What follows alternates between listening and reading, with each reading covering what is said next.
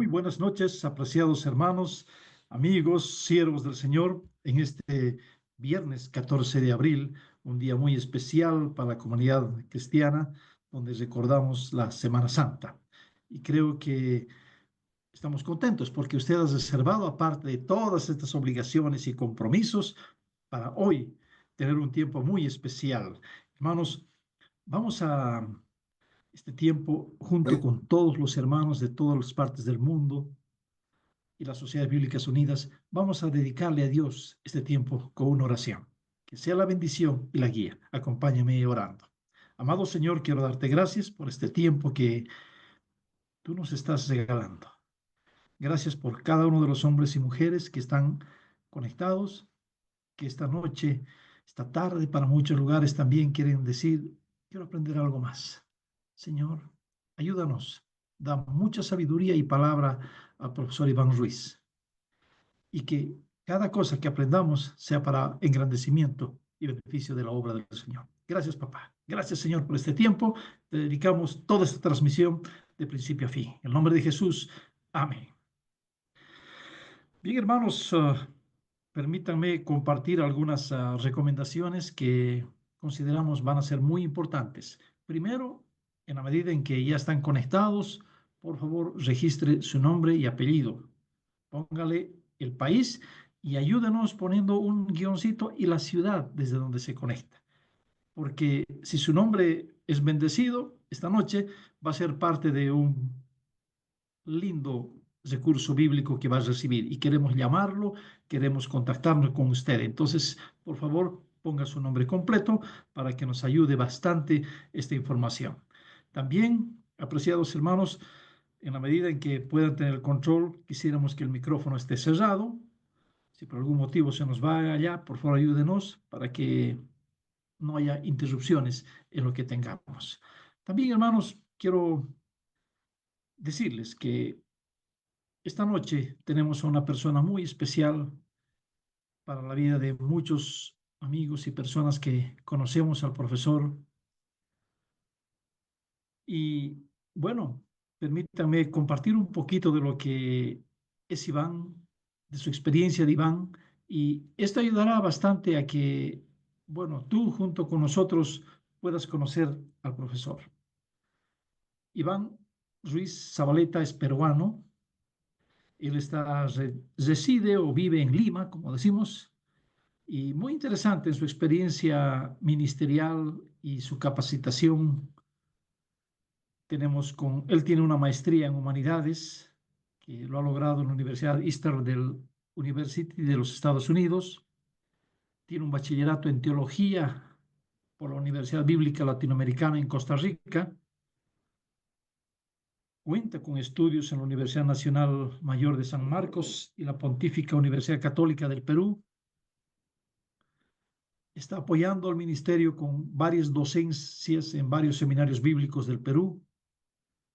Él está dirigiendo actualmente el Ministerio Diálogo de la Fe Viva, capacitando a pastores y líderes en este tiempo. Así que si estás interesado, toma contacto para este ministerio. Es directivo y fundador del Ministerio Al-Tariq, como lo decimos, Jesús el Camino, que está orientado a entrenar a la iglesia latinoamericana para alcanzar a la comunidad musulmana.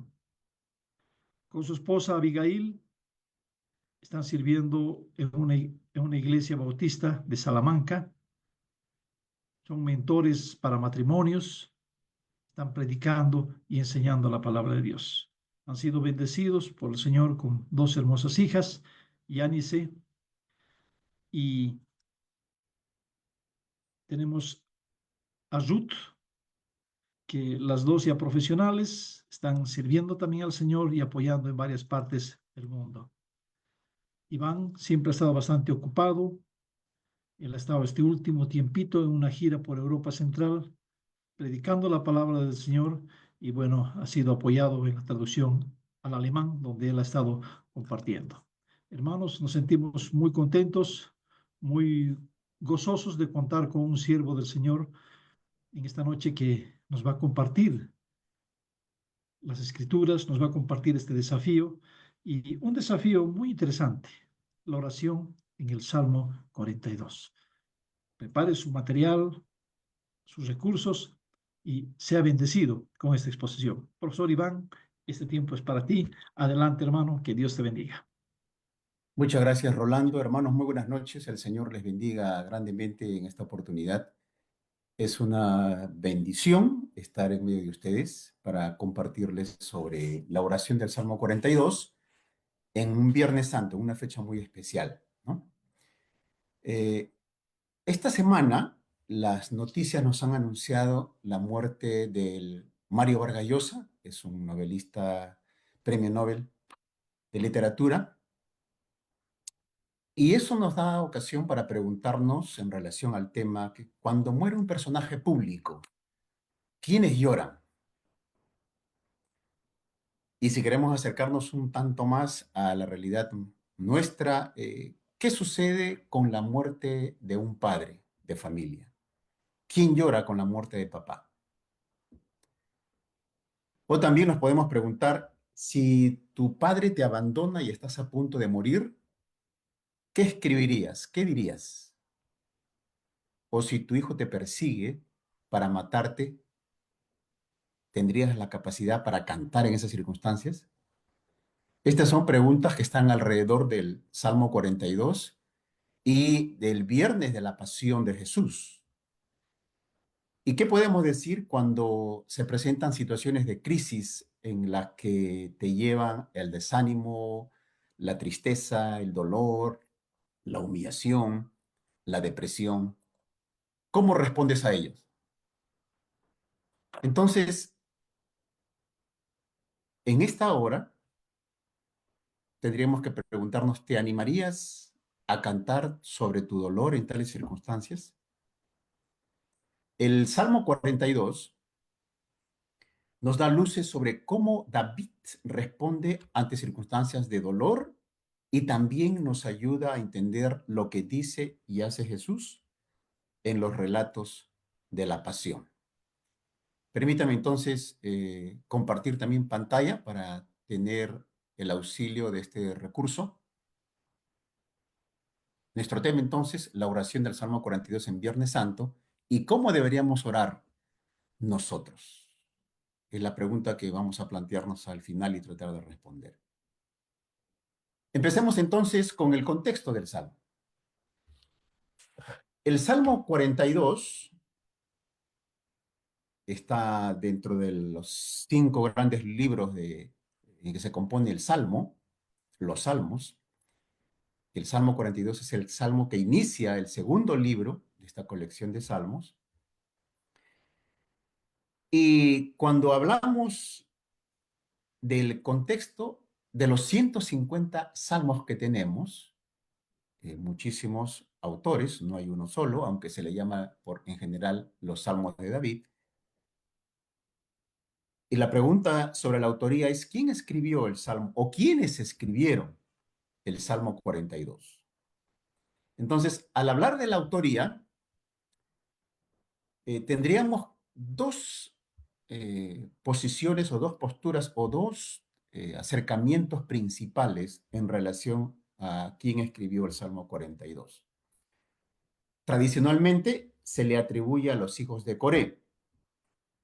Ustedes saben muy bien que los hijos de Coré son un grupo de músicos que desde que Israel caminó por el desierto fueron llamados para servir, proceden de los levitas, y les servían en el tabernáculo y después en el templo, cuando ya Israel tenía el templo.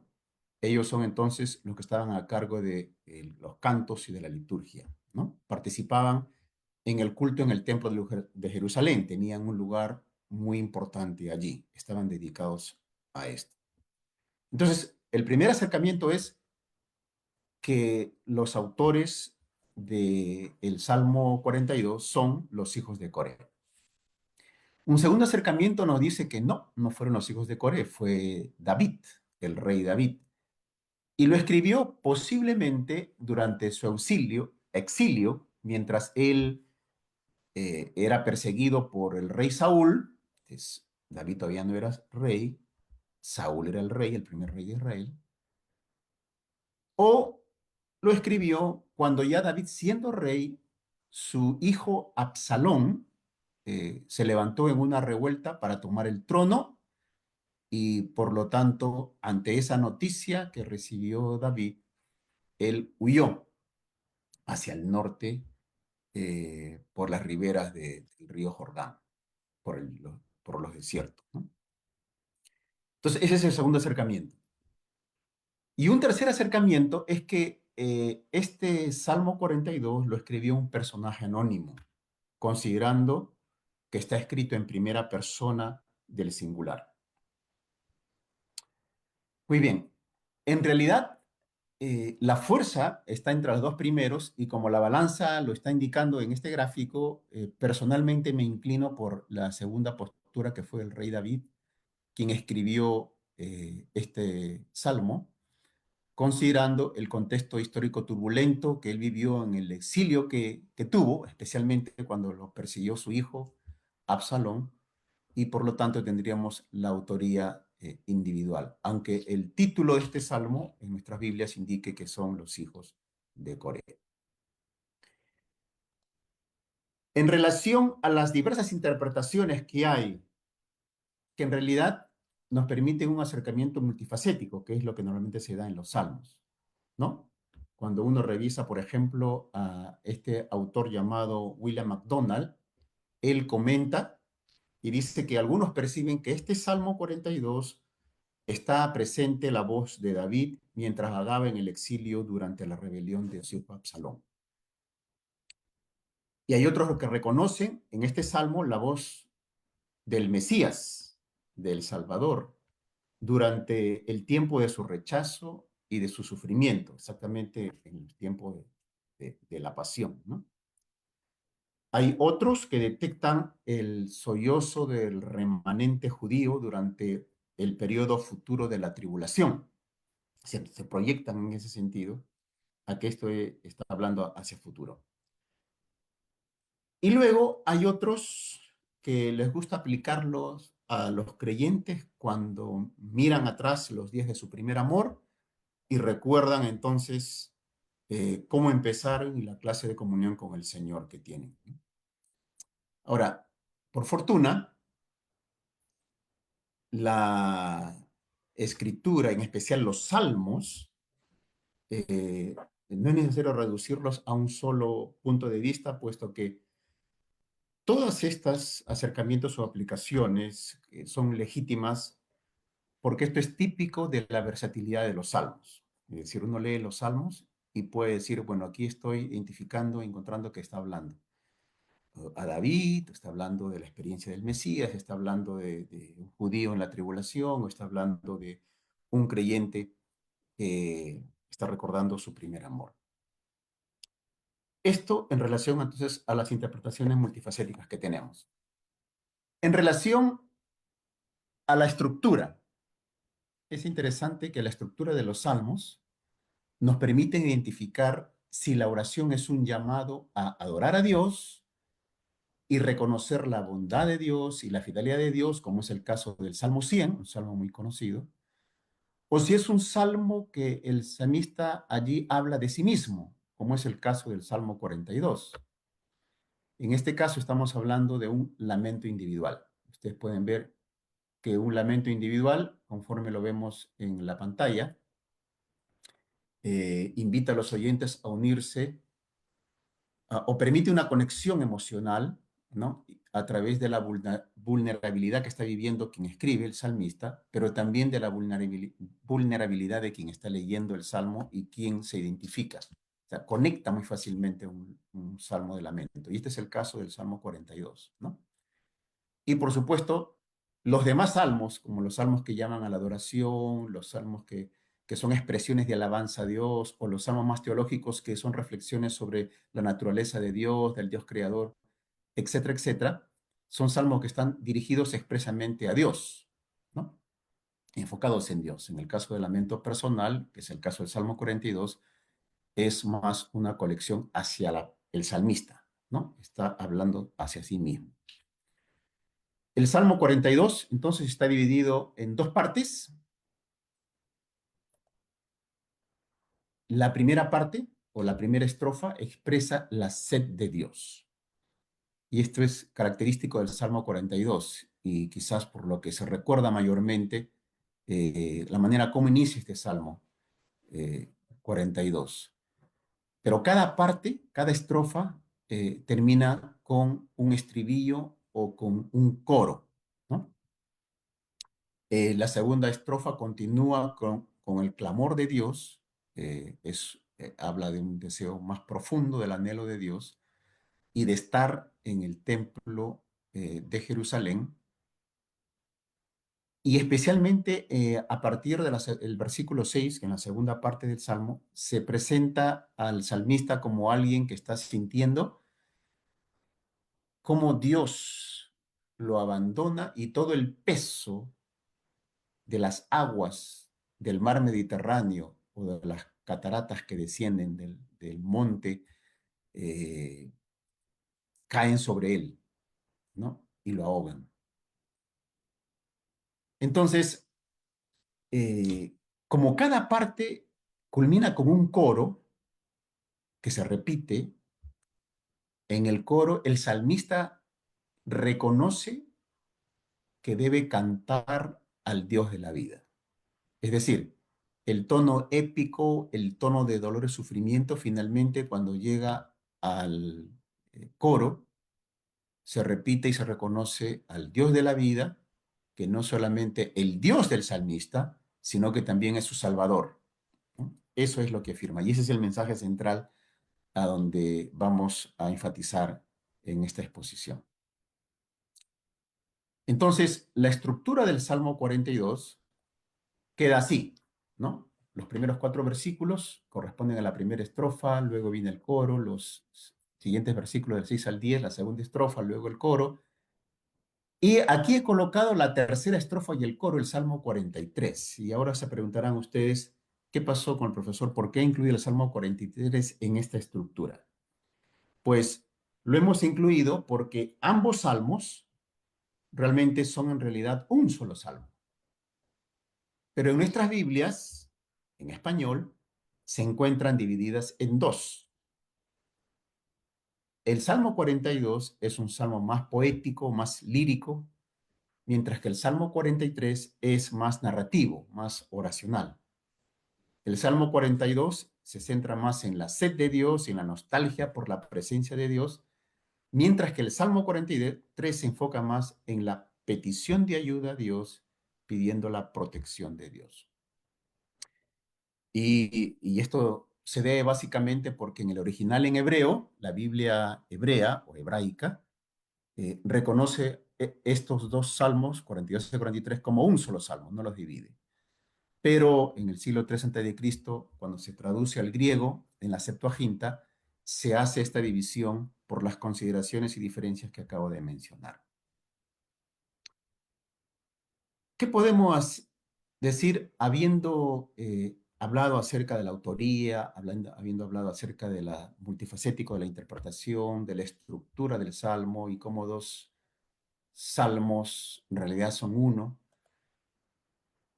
Quizás tendríamos que leer el salmo. Y en las versiones que tenemos, en la gran mayoría, el salmo empieza con lo que se llama una superscripción o un título. Dice ahí al músico principal, masquil de los hijos de Coré. Es un tipo, el masquil es un tipo de composición musical o literaria. Entonces nos encontramos aquí un salmo que indudablemente es tiene una función litúrgica muy importante en el culto, ¿no? Es decir, los salmos de los hijos de Coré y este salmo, tal como lo encontramos aquí con ese título, habrían sido cantados o recitados durante las reuniones comunitarias, ayudando a los adoradores que van al templo a expresar sus propias emociones y acercarse a Dios. Entonces, leamos el Salmo 42 en la primera parte, los primeros 5 versículos. Como el ciervo que brama por las corrientes de agua, así mi alma clama por ti, mi Dios. Mi alma tiene sed de ti, Dios de la vida. ¿cuándo vendré a presentarme ante ti, mi Dios? Mis lágrimas son mi pan de día y de noche, pues a todas horas me preguntan, ¿dónde está tu Dios? Pienso en esto y se me parte el alma. Recuerdo cuando acompañaba yo a la multitud, cuando la conducía hasta el templo de Dios, entre voces de alegría y de alabanza, entre la alegría del pueblo en fiesta. ¿Por qué te desanimas, alma mía? ¿Por qué te inquietas dentro de mí? Espera en Dios, porque aún debo alabarlo. Él es mi Dios. Él es mi Salvador. Y continuando con la segunda parte, leemos, Dios mío, mi alma está muy abatida. Por eso me acuerdo de ti desde estas tierras del Jordán, desde los montes Hermón y Mizar. Un abismo llama a otro abismo y resuena la voz de tus cascadas. Todas tus ondas y tus olas pasan sobre mí. Pero tú, Señor, durante el día me enviarás tu gran misericordia y por la noche tu cántico estará conmigo, con mi oración a ti, Dios de mi vida. Dios mío y roca mía, yo te pregunto, ¿por qué te has olvidado de mí? ¿Y por qué debo andar acongojado y sufrir por la opresión del enemigo? Siento un dolor mortal en los huesos cuando mis enemigos me afrentan, cuando a todas horas me preguntan, ¿dónde está tu Dios? ¿Por qué te desanimas, alma mía? ¿Por qué te inquietas dentro de mí? Espera en Dios, porque aún debo alabarlo. Él es mi Dios. Él es mi Salvador. Si se dan cuenta, cuando hemos leído todo el Salmo, en cada versículo encontramos una, dos referencias a Dios. A pesar que este salmo no está dirigido a Dios, está dirigido a una reflexión que el mismo salmista está haciendo de su condición de estar lejos de Jerusalén y lejos del templo y por tanto lejos de la presencia de Dios y que se ve imposibilitado de retornar porque está en exilio, está en peligro su vida, su hijo lo está buscando para matarlo. Entonces, podemos añadir una nota más acerca de la importancia litúrgica, del papel vital de este salmo en la adoración comunitaria. A los hijos de Coré se le atribuyen varios salmos, entre ellos los salmos 42 al 49, todo este grupo de salmos, que son los salmos que empiezan precisamente el libro 2 de los 5 libros que contiene el salmo. Pero también los hijos de Coré se les reconoce el Salmo 84, 85, 87 y 88. Estos salmos se caracterizan por su gran carga emocional y profundidad teológica, y con frecuencia reflejan temas de anhelo, de lamento y de esperanza, que son básicamente los dos momentos de la estructura que tiene este salmo, ¿no? El anhelo, la agonía, el llanto, el lamento por un lado, y en la última parte, la esperanza que siempre está presente. Eso, por supuesto, de eso se trata en el Salmo 42. Entonces, eh, reconocemos en este salmo un salmo importante y vital en la adoración comunitaria por la carga emocional que lleva al hablar precisamente del sufrimiento y del dolor muy humano que experimenta el salmista y que experimenta también el oyente que se identifica con él cuando lo está leyendo, lo está cantando, lo está orando o lo está meditando. ¿Cómo podemos concluir nuestra parte contextual? ¿Cómo podemos resumir lo que hemos venido diciendo? ¿Cómo el contexto ilumina el Salmo 42? Pues diremos que el Salmo 42 es la oración o lamento individual de David, que reconoce su sed de Dios y que clama a Dios orando y cantando por el abandono de Dios y con la esperanza puesta en Dios, su Salvador. La sed que tiene el salmista y el clamor que él expresa se deben a que él está lejos del templo de Jerusalén, donde está Dios, y no puede retornar a Jerusalén por encontrarse exiliado, huyendo de su hijo Absalón, quien lo quiere matar para ser el rey de Israel. Entonces tenemos aquí, digamos, lo que sería el corazón del Salmo, ¿no? Lo que acabamos de expresar. Por un lado, sed y clamor, que expresan el anhelo y la desesperación en la que está viviendo, y por otro lado, la esperanza y la salvación, que muestra la fe y la confianza, porque Dios es también Salvador. Pues miremos ahora en un segundo momento lo que es el Salmo en sí, en cada una de sus partes, el mensaje del Salmo. ¿Qué nos deja el Salmo 42? Usemos como recurso aquello que está viviendo, que está experimentando el contexto de David, ¿no? Habíamos dicho que el Salmo 42 es una oración de la mente individual de David y donde reconoce su sed de Dios y está clamando, y ese clamor lo relaciona con un siervo que está sediento buscando agua que le dé vida, porque sin agua va a morir. Así él está clamando por Dios. Si usted ha escuchado a un siervo, si no lo ha escuchado, puede entrar en YouTube y escribir allí el canto del siervo cuando está sediento y va a escuchar usted cómo es ese bramido del, del siervo. Es un sonido único, es un sonido que sale de las entrañas, es un sonido que expresa y presenta lo profundo del ser, lo profundo del alma, cuando está sediento, en este caso, sediento de Dios, lejos de Dios. Entonces, en el versículo 3 encontramos que los enemigos preguntan, los enemigos inquieren, los enemigos cuestionan, ¿dónde está tu Dios? En el versículo 10 se repite la misma pregunta. Los enemigos están cuestionando, ¿dónde está tu Dios? ¿Y cuál es la reacción de David? Dice el versículo 3, su reacción es las lágrimas de día y de noche.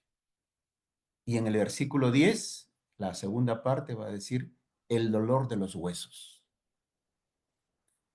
En otras palabras, al estímulo, a la acción de los enemigos, hay una reacción natural consecutiva, que es las lágrimas, que es una expresión física, y el dolor de los huesos, que es otra expresión física.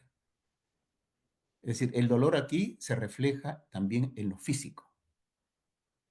Pero luego sigue diciendo, cada vez que pienso en esto, cada vez que medito en esto, que reflexiono en esto, dice el versículo 4, se me parte el alma. Y comienzo a recordar los momentos en que como pueblo de Israel peregrinábamos camino a Jerusalén en son de fiesta, cantando, alegres, saltando y danzando. Y añoro ese tiempo, porque es un tiempo especial para ingresar al templo de Jerusalén, a la presencia de Dios. Entonces, lo que estamos encontrando en esta primera parte del mensaje es cómo David, ante el estímulo que tiene de los enemigos que lo cuestionan y la manera como muy adentro, en su conciencia e inconsciencia, le recuerda la experiencia vivida cuando estaban en peregrinación. Aquí el dolor ya no se expresa físicamente, sino el dolor se expresa internamente, se le parte el alma. Entonces,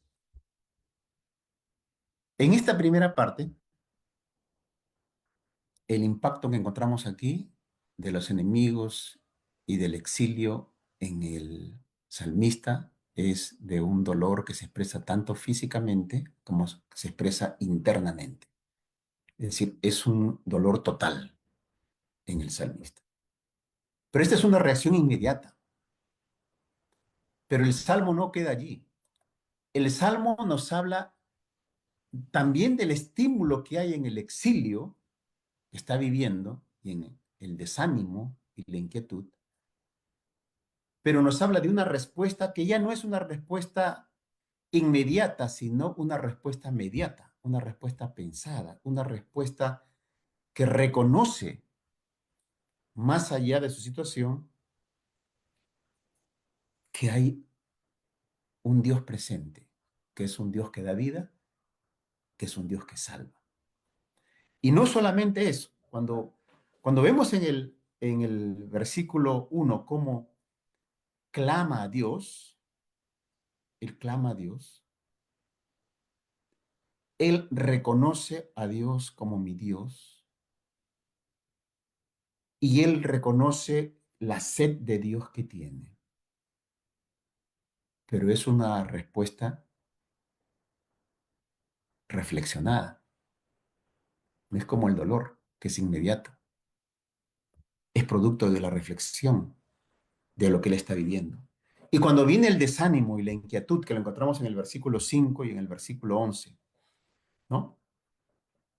Encontramos aquí como respuesta mediata, reflexionada, que realmente, a pesar de su condición, él tiene esperanza.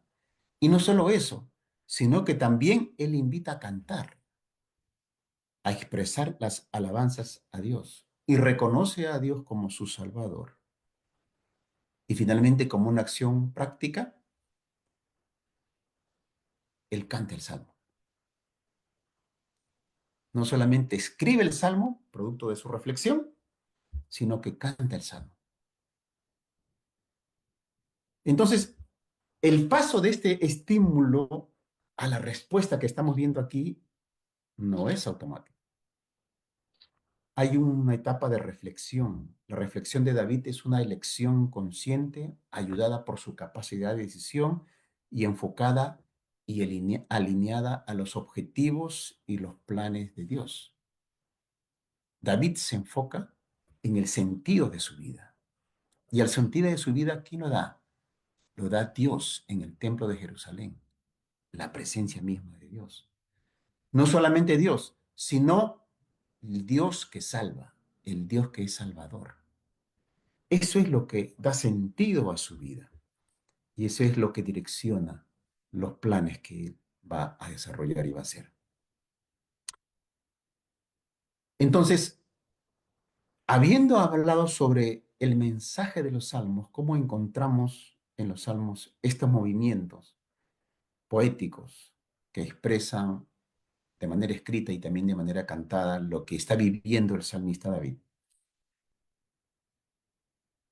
Tratemos de acercarnos ahora a cómo esto que nos expresa el Salmo 42 está relacionado con el Viernes Santo, con los relatos de la pasión que encontramos en las Escrituras.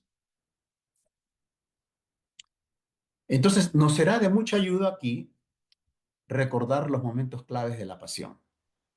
Y ustedes, creo, perfectamente se acuerdan de eso. Solamente traigo un poco a la memoria lo siguiente. Es jueves, el jueves santo. Judas se ha ofrecido a entregar a Jesús ante los principales sacerdotes. Está jugando su partido aparte.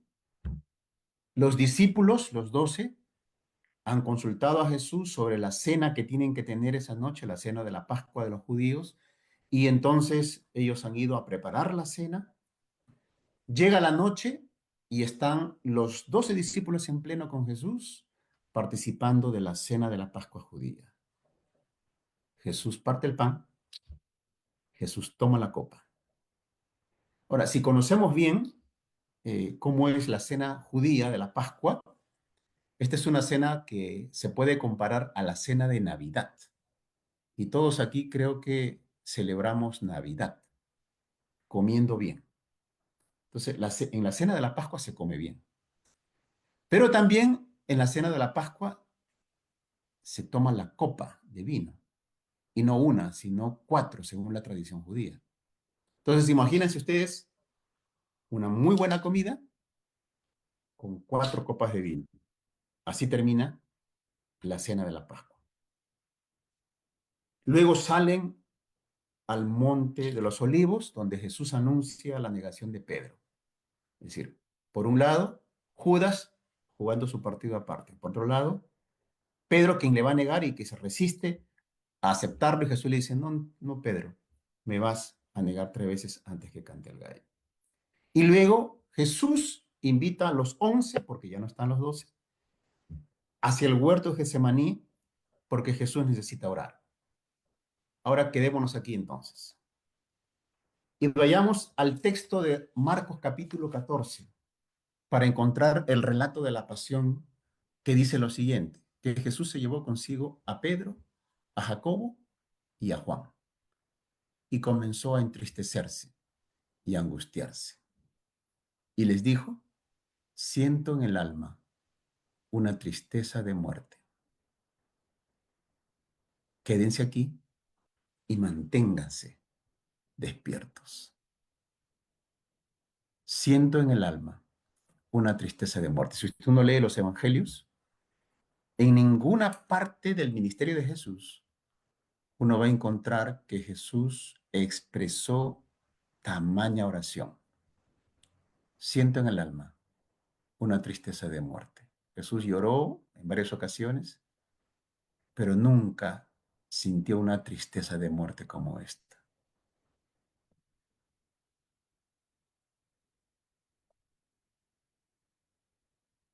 Y leemos ahora el Salmo 46 para hacer justamente la relación entre el Salmo y el relato de la pasión.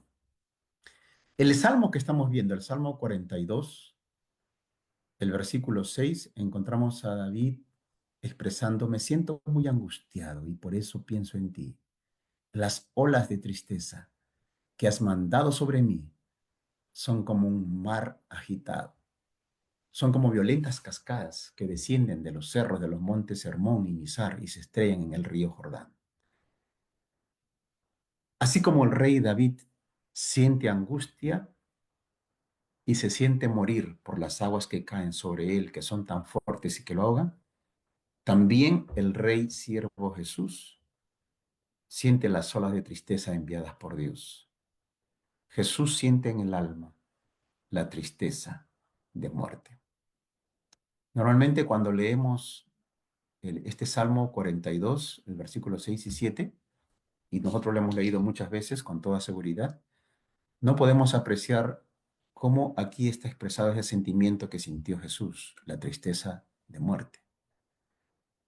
Porque aquí encontramos a un David que siente como la fuerza de las olas del mar Mediterráneo y la fuerza de las cascadas violentas que caen. Él siente que lo hunden y lo ahogan. Estas son las olas de tristeza, de muerte de David, semejante al de Jesús. Estas olas de tristeza y angustia de muerte vienen de lo alto. Escrito está que Jesús debía morir en una cruz. La tristeza de muerte es parte de la pasión de Cristo antes de ser arrestado y crucificado. La tristeza de muerte es la primera conexión que encontramos entre el Salmo 42 y los relatos de la pasión horas antes de la crucifixión y muerte de Jesús. De la tristeza de muerte de Jesús, escuchemos ahora cómo los enemigos de Cristo hablan cuando Jesús se encuentra en la cruz. Y veamos la segunda relación entre el Salmo 42 y los relatos de la pasión. Mateo, o Marcos, perdón, Marcos capítulo 14, versículos 33, 33 y 34. Eh, creo que, bueno, dice aquí el pasaje bíblico, del mismo modo se burlaban de él también los principales sacerdotes, los escribas, los fariseos y los ancianos. Decían, salvó a otros, pero a sí mismo no puede salvarse. Si es el Rey de Israel, que baje ahora de la cruz y creeremos en él, ya que él confió en Dios. pues que Dios lo libre ahora si lo quiere, porque Él ha dicho, soy hijo de Dios. Lo que encontramos aquí entonces es a los enemigos de Jesús frente a la cruz, sacerdotes, los principales, escribas, fariseos y ancianos, enrostrando a Jesús. Si tú eres el Hijo de Dios y crees en Dios, entonces que tu Dios te salve, que tu Dios te libre.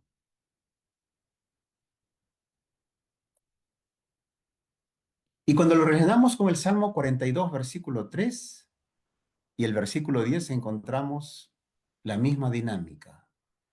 David nos va a decir, mis lágrimas son mi pan de día y de noche, pues a todas horas me preguntan, ¿dónde está tu Dios? Versículo 10, siento un dolor mortal en los huesos cuando mis enemigos me afrentan, cuando a todas horas me preguntan, ¿dónde está tu Dios? Situación semejante a David, sus enemigos lo enrostraron para decirle, ¿y dónde está tu Dios? Tú eres el rey de Israel, Jehová de los ejércitos está contigo, es el Dios de Israel. ¿Dónde está tu Dios que no viene a auxiliarte, a librarte y de este? Estás aquí, escondido en el exilio, huyendo para no morir. Entonces, en este segundo momento, la relación que encontramos entre los relatos de la pasión y el Salmo 42 es la presencia de los enemigos, cuestionando dónde está tu Dios. Así como David en el Salmo 42, 3 y 10, los enemigos le cuestionan preguntando, ¿dónde está tu Dios? A Jesús también, sus enemigos la cuestionan, ¿no? A ver, Jesús, ¿dónde está tu Dios? Sálvate, pues, sálvate. Hay un teólogo y exégeta bíblico inglés llamado Richard Sibbes que escribió lo siguiente. Él dice, ¿dónde está tu Dios? Así trató el diablo a la cabeza de la iglesia, nuestro bendito Salvador, cuando fue a tentarle. Si eres el Hijo de Dios, manda que estas piedras se conviertan en pan. Viene con un sí, lo elabora para hacerle vacilar en su filiación. El diablo, como está apartado de Dios externamente, se ha vuelto un espíritu de división. Trabaja para dividir incluso a Dios, el Padre, de su propio Hijo, si eres hijo de Dios. Y sigue diciendo Richard Sibles, así procura separar a los cristianos de su cabeza, Cristo, con la pregunta, ¿dónde está tu Dios? Este es su objetivo, poner división, si puede, entre su corazón y Dios, hacerle sentir celos de Dios, como si Él no le hubiera considerado. Tú has pasado por muchas cosas para servir a tu Dios. Mira cómo te trata Él ahora a ti. ¿Dónde está tu Dios? Entonces, primero, la primera relación entre los relatos de la pasión y el Salmo 42, la tristeza de muerte de Jesús. Y la segunda, los enemigos burlándose de David y de Jesús antes de la cruz. Ahora bien, finalmente veamos una tercera relación entre el Salmo y los relatos de la pasión. Vayamos al Salmo 42, versículos 5 y 11. Dice, ¿por qué te desanimas, alma mía? ¿Por qué te inquietas dentro de mí? Espera en Dios, porque aún debo alabarlo. Él es mi Dios, Él es mi Salvador. Él es mi Dios, Él es mi Salvador. Encontramos que David coloca su esperanza en Dios y le canta. Aún debo alabarle, aún debo cantarle, que Él es mi Dios y Él es mi Salvador. Que es la manera como termina el coro estribillo. ¿Por qué David tiene esperanza y puede cantar a pesar de lo que está experimentando? El coro responde, porque Él es mi Dios y Él es mi Salvador. Y aquí hay dos afirmaciones que son poderosas. Reflexionemos. Tú y yo, nosotros, no colocamos nuestra esperanza en algo que nos va a fallar. Colocamos nuestra esperanza en lo que realmente es firme, es seguro, es verdad. Ahora bien, David tiene esperanza y su esperanza está puesta en Dios y le canta porque Él es Dios, su Dios, y Él es Salvador, su Salvador. Ahora, en los evangelios encontramos que Jesús, el Cristo, es quien afirma, quien declara y predica y enseña que Él es Dios y Salvador, que Él es el Hijo del Hombre y el siervo sufriente. Por ejemplo, el Evangelio de Marcos, el capítulo 8, cuando Jesús comienza a hacer los anuncios que Él tenía que ir a una muerte de cruz. Él narra y dice en Marcos 8:31, que Jesús comenzó entonces a enseñarles que era necesario que el Hijo del Hombre sufriera mucho. El Hijo del Hombre sufriera mucho y fuera desechado por los ancianos, los principales sacerdotes y los escribas, y que tenía que morir, resucitar después de 3 días. ¿Qué está anunciando aquí Jesús en Marcos 8:31? Está anunciando que el Hijo del Hombre que encontramos en el libro de Daniel, en relación al Cristo, el Salvador, es también el siervo sufriente anunciado por Isaías y que va a ser desechado por todos, especialmente ancianos y principales sacerdotes, y que va a ir a una muerte de cruz, pero que se va a levantar, resucitar al tercer día. ¿A qué apunta todo ello? A la acción por la cual Dios es un Dios que salva. Jesús, el Dios encarnado, viene a salvar. Jesús también afirma que todos están en oscuridad, que Él es la luz del mundo, que todos tienen hambre, que Él es el pan del cielo, que todos tienen sed, que Él calma la sed, que todos son pecadores y que Él perdona los pecados de los hombres. Eso es lo que dice Jesús. Y cuando Jesús lo hizo, cuando dijo esto, se escandalizaron y preguntaron en Marcos capítulo 2, versos 5 al 7, también en Lucas 7, 48, 49. Se escandalizaron y preguntaron, ¿por qué habla este así? Está blasfemando. ¿Quién puede perdonar pecados sino solo Dios? ¿Por qué Jesús perdona pecados si Él no es Dios? Pero Jesús sigue afirmando que Él es Dios y Él es Salvador. En resumen, podemos decir que el Salmo 42 y Jesús en el relato de la pasión están unidos por la tristeza de la muerte, por los enemigos de David y de la cruz de Cristo, y por la esperanza en el Dios que también es Salvador. Amén.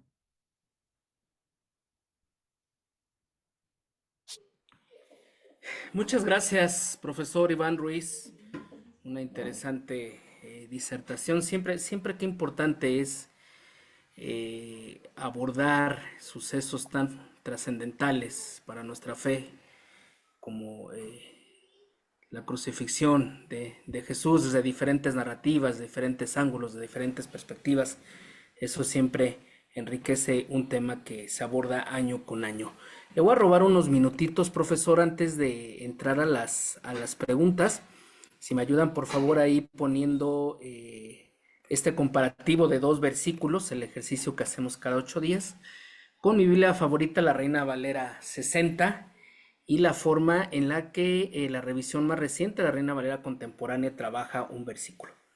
En el caso de la Reina Valera 60, en Proverbios 21, 23 y 24 dice: el que guarda su boca y su lengua, su alma guarda de angustias. Encarnecedor es el nombre del soberbio y presuntuoso, que obra en la insolencia de su presunción. ¿Cómo trabaja Reina Valera contemporánea? El que cuida su boca y su lengua se libra de muchos problemas. Al que es burlón y soberbio, también se le llama insolente. Rápidamente mencionar una revisión que considera así los manuscritos históricos empleados hasta nuestros días, ¿no? Todos los que ocupa Casiodoro de Reina, Cipriano de Valera para hacer la Reina Valera, pero también los más recientes descubrimientos, considerando un lenguaje en español clásico, pero también moderno, sin dejar de lado la belleza literaria de la Reina Valera 60, con un vocabulario mucho más actualizado, buscando mayor comprensión, reestructurando el orden de las ideas, ¿no? Para que sea más fluida, más clara, y en un estilo narrativo que garantice la lectura pública, ¿no? Entonces, algunos aspectos que se alcanzan a apreciar aquí y que siempre es bueno tenerlos presentes cuando nos hablan de la Reina Valera contemporánea. Profesor Iván, gracias. Vamos a iniciar. Tenemos aquí ya algunas preguntas listas. Y a la luz de lo expuesto y considerando todo lo que este salmo enmarca, ¿no? En este ejercicio de aplicación mesiánica, creo que podríamos iniciar preguntando o haciendo la pregunta tal como aparece en el banner de nuestro webinar. ¿Cómo deberíamos orar nosotros? Bueno, gracias. Esta pregunta, si la respondemos, quizás podríamos sonar como que estamos pretendiendo darles la agenda de oración para todo este público, ¿no? Y eso sería una ligereza de mi parte, por decirlo menos. Pero desde lo que hemos encontrado en la escritura esta noche, tenemos unas líneas, unas luces para poder orar con discernimiento y con sabiduría. Tanto el Salmo 42 como la pasión de Jesús el Cristo apuntan a la esperanza. Cuando todo parece perdido, ahí está Él. Hay un escritor y reformador social del siglo XIX que se llama Samuel Smiles. Él dice lo siguiente: la esperanza es como el sol, que cuando nos dirigimos hacia él, proyecta la sombra de nuestra carga detrás. Por ello, cuanto más nos acercamos a Dios en oración, mayor será el reconocimiento de nuestras cargas. Y yo les pregunto, ¿alguno en esta reunión, acaso no le cuesta reconocer las cargas que tiene? ¿O no les cuesta reconocer las fallas, los errores, las faltas, los pecados cometidos? La esperanza está en el horizonte, tanto en el Salmo, en los ratos de la pasión. La esperanza está en el horizonte, está allí, presente en un futuro. Por ello es que Jesús no cedió ante el enemigo de Dios en el desierto al iniciar su ministerio, ni ante sus enemigos que están ahí parados frente a la cruz, los principales sacerdotes. Qué fácil es perdernos en los problemas cotidianos y dejar de ver el horizonte, el proyecto de Dios. Ahí es cuando necesitamos discernimiento para no ceder ante los enemigos. ¿Se imaginan acaso a David cediendo ante sus enemigos?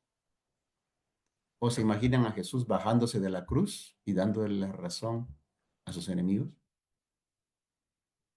Pero el paso de una reacción rápida ante las circunstancias adversas a una respuesta que es pensada, reflexionada, es decir, una respuesta con intencionalidad, con sentido de misión, con sentido de identidad, mirando a la cruz que hace posible que hoy estemos aquí, libres, verdaderamente libres. Ese paso es el paso perdido, el eslabón que aún falta para llegar a donde Dios quiere llevar a su iglesia. Y no estamos hablando solamente desde la situación personal, como si el lamento personal de David no tuviera que ver con la situación nacional del reino de Israel. No, cualquier decisión que David tomara afectaba a su reino. Las decisiones de David afectan al reino de Dios, así como las decisiones que Jesús toma afectan al reino de su Padre. De allí que la oración de Jesús en Getsemaní, si recordamos bien, dice, Padre mío, si te es posible que pase de mí esta copa, pero no sea como yo quiero, sino como tú. Y vuelve a orar por segunda vez y por tercera vez, dice Mateo 26, diciendo, Padre mío, si no puede pasar de mí esta copa sin que yo la beba, hágase tu voluntad. Y Sí, Lucas, ¿no?, complementa diciendo que estando en agonía Jesús, en el huerto de Getsemaní, oraba más intensamente. Y era su sudor como grandes gotas de sangre que caían hasta la tierra. Gracias, profesor. Un tema fundamental, central en su exposición y en la narrativa con la que muchas veces se aborda la crucifixión, el abandono del Padre. Tema complejo que muchas veces pareciera no cuadrar con la naturaleza del Padre narrada por Jesús mismo, ¿no? Incluso con algunos planteamientos paulinos sobre el papel del Padre en la redención o reconciliación, e incluso la lingüística, ¿no? Hay autores como Archibald Thomas Robertson que plantean la posibilidad de que la pregunta más bien podría ser ¿a qué me has desamparado? ¿no? Entonces, a la luz de esta revelación integral que desde las escrituras nos hablan del Padre amoroso y con un juicio justo, ¿cómo reconciliar esta revelación con un posible abandono del Padre? Siempre que hablamos del posible abandono del Padre, entramos en la dinámica o en la dialéctica, ¿no? De hasta dónde Jesús en su relación con el Abba Padre, que siempre eh, era de común tenerla y realizarla, hasta dónde se encuentran los límites filiales entre el Padre y el Hijo. Es decir, qué tan cercano o qué tan lejano era esta relación. Hasta dónde Jesús desarrolló un ministerio que lo lleva a la cruz, que es tan humano, pero tan humano, que le tiene que decir a su Padre, si es posible que se evite esto, esto me va a servir, pero no quiero que se haga mi voluntad, sino la tuya. Yo creo que ahí está un elemento clave para desentrañar esta dialéctica, ¿no? Cómo Dios percibe, concibe y proyecta su plan salvífico para, desde el Antiguo Testamento, ¿no?, hacernos referencia no solo desde el Génesis 3:15, sino a través de Abraham, quien habla acerca de que Dios mismo tendría que ofrecer el Cordero Pascual que quite el pecado del mundo. Como en esa proyección de la salvación que viene de Dios, Dios es tan fino que sabe que Él mismo tiene que entregarse. Y cuando Él mismo tiene que entregarse, o sea, encarnarse, ¿no?, para la muerte de cruz,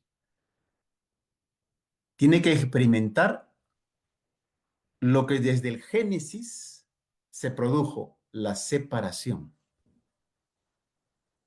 Entonces, el abandono se puede también interpretar como separación o distancia, como alejamiento.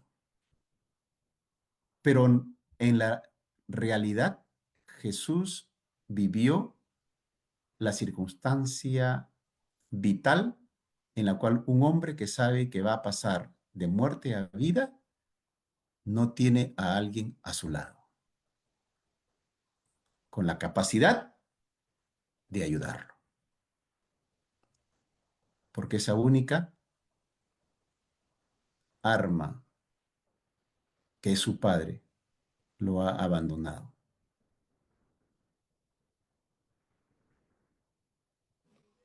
Adelante, Abraham. Gracias. Sí, gracias, profesor. Eh, el sufrimiento como elemento, característica de la cristiandad. Y una frase que hemos escuchado muchas veces de diferentes maneras, con diferentes matices y aplicaciones.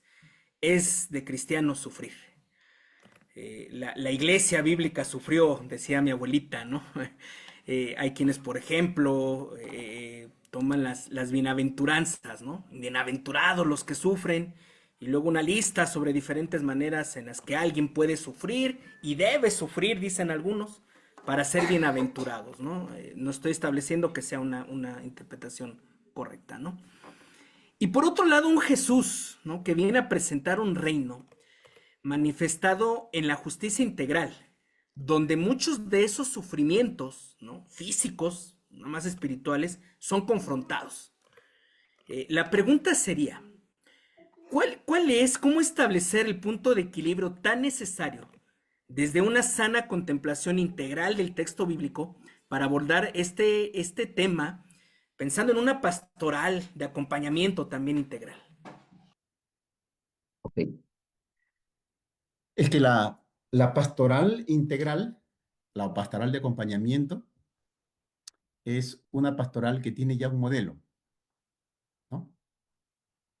Y es el modelo que recorre la historia de la salvación.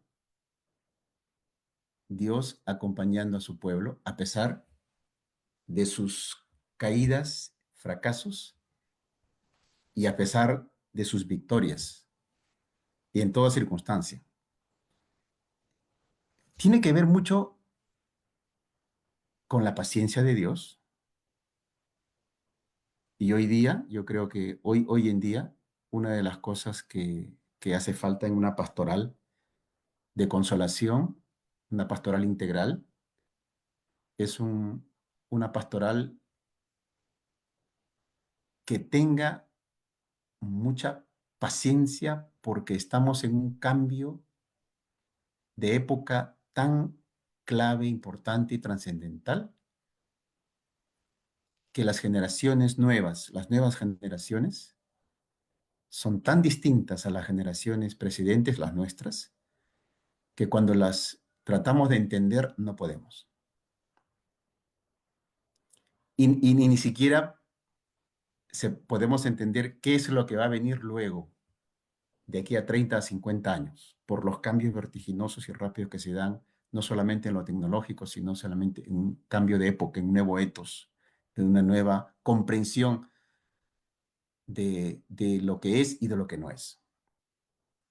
Entonces, la pastoral integral, la pastoral de consolación, repito, viendo en ese modelo del Dios que acompaña a su pueblo, debe entender allí cómo Dios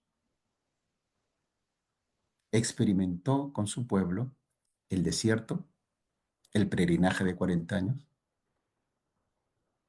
luego el periodo de los jueces, terrible, terrible, terrible, ¿no? Esas famosas olas, ¿no? De acercamiento y alejamiento de Dios.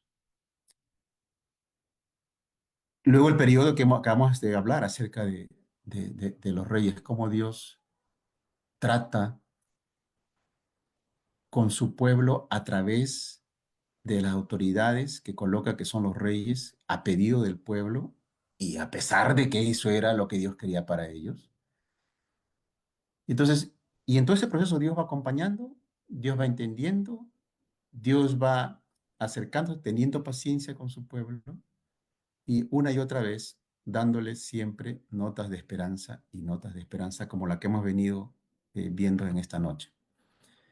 Hasta llegar a Jesús, que es el modelo por excelencia del acompañamiento que tuvo hasta el final de sus 12, por ejemplo.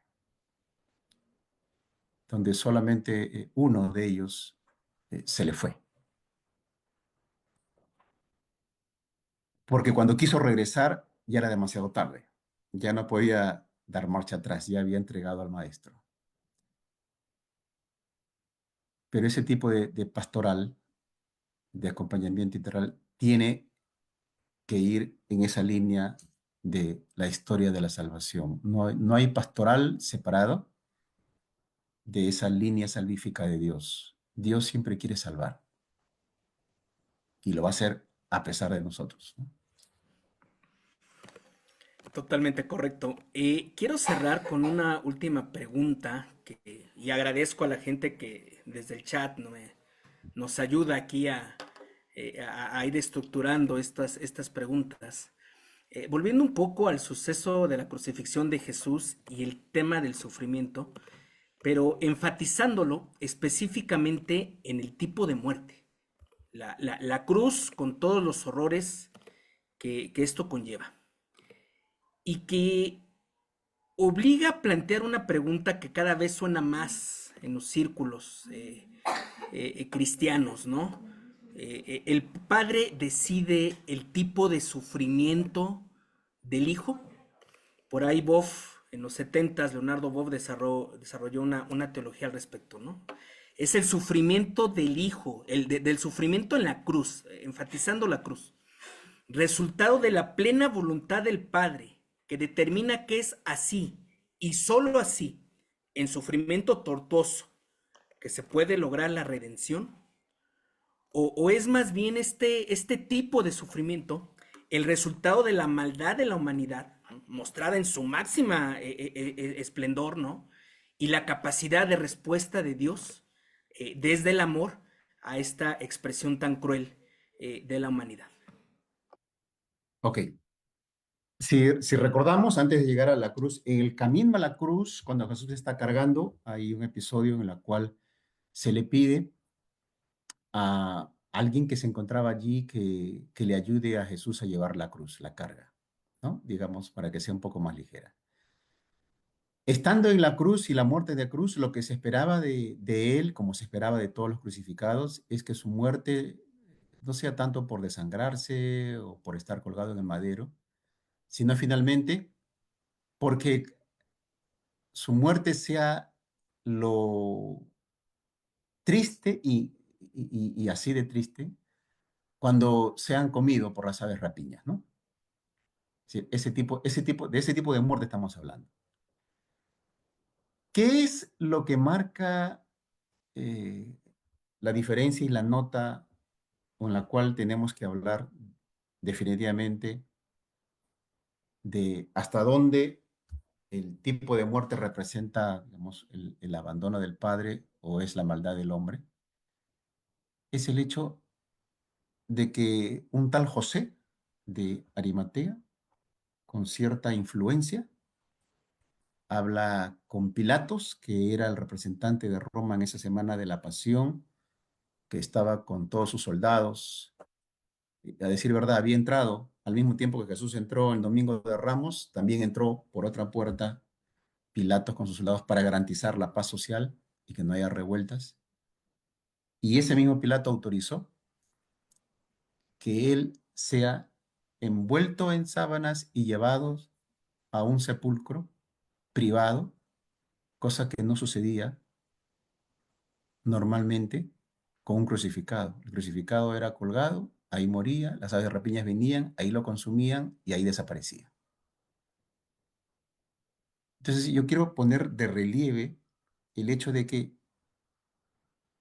Dios, como Padre amoroso, utiliza a hombres claves para en momentos claves de la historia.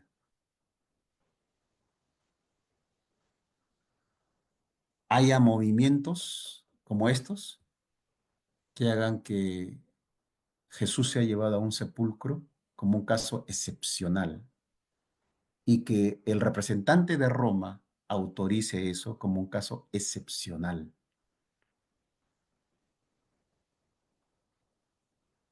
No sé cuántos de los presentes hayan visitado Jerusalén o hayan ido a la tumba de Jesús y hayan vivido la experiencia, aquí fue colocado el cuerpo de Jesús. Eso fue posible porque Dios movió a un tal José. Y dice la Escritura que las mujeres, las Marías, miraban de lejos cuando lo envolvían y a dónde lo llevaban a sepultar.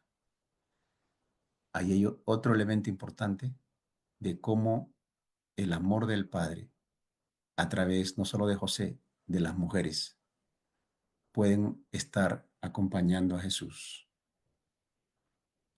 hasta el lugar de su morada en el sepulcro. Morada temporal, porque solo fue de 3 días. Gracias, Eduardo. Y gracias, Abraham, perdón.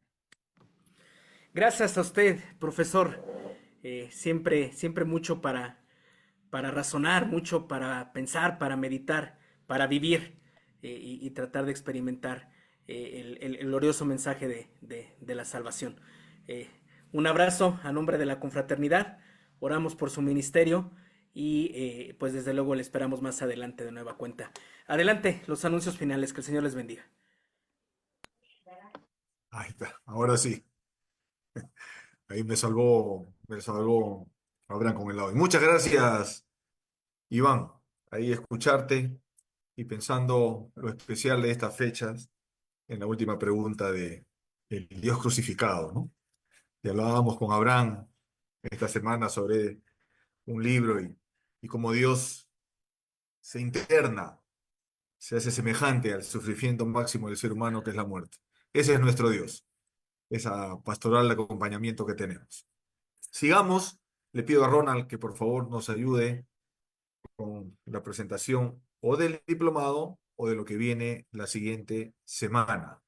A ver, les animamos a todos ustedes a que podamos estudiar el diplomado de ciencias bíblicas, ¿no? Es descubrir, es entender a la Biblia en su entorno o en su contexto original, ¿no? Una de las cosas que a veces siempre decimos, no, es entender el mundo del otro lado con códigos diferentes de conducta de nosotros y en el cual lo que se cree es muy diferente a lo que se cree en el siglo XXI. Este curso nos va a ayudar a eso, a poder entender este texto escrito en su entorno, en su realidad primaria y poder aprender a hacer una buena exégesis. Así que les invitamos, comienza el 3 de mayo y vamos ahí inscribiéndonos, van a recibir ahí información y espero que nos acompañen en llevar La Sociedad este curso. Bíblicas Unidas presenta el Diplomado Internacional en Ciencias Bíblicas. Aprenderás herramientas científicas de la formación del texto de la Biblia, que te permitirá valorarla desde su cultura, historia y contenidos. Inicio 3 de mayo. Se estudia todos los sábados según el horario de tu país. Contamos con los mejores docentes de Latinoamérica, especialistas en Biblia y ciencias bíblicas. El diplomado cuenta con un campus bíblico virtual. Puedes estudiar en tiempo real o manejar tus propios horarios. Serán certificados por las Sociedades Bíblicas Unidas. Informes e inscripciones: Facebook, Sociedad Bíblica de tu país. Súmate a nuestra comunidad de estudiantes, Sociedades Bíblicas Unidas, Campus Bíblico Virtual.